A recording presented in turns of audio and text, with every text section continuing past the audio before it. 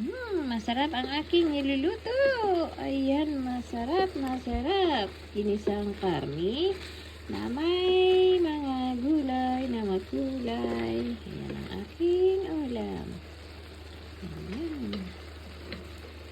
Lagyan natin ng patay. Nagluto pa kasi yung aking gulay at karni. Ayan, ating ihahalo. Hindi naman matagal lutuin itong atay, kaya nilagay ko sa huli. Isa ko sa sibuyas, bawang, at kamatis. Hindi ko alam kung anong pangalan ng aking luto. Basta ginisa na lang.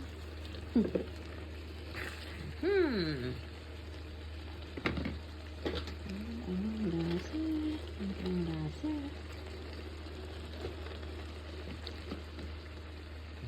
Kausap na.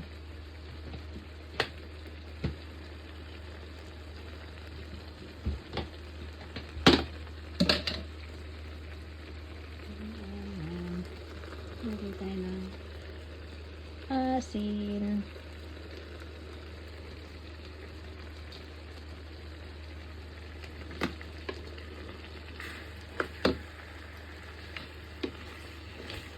At black pepper. Pang timpla.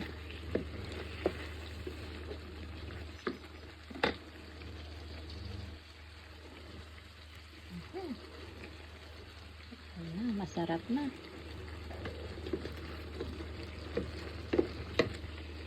Ayan ang ating ulam.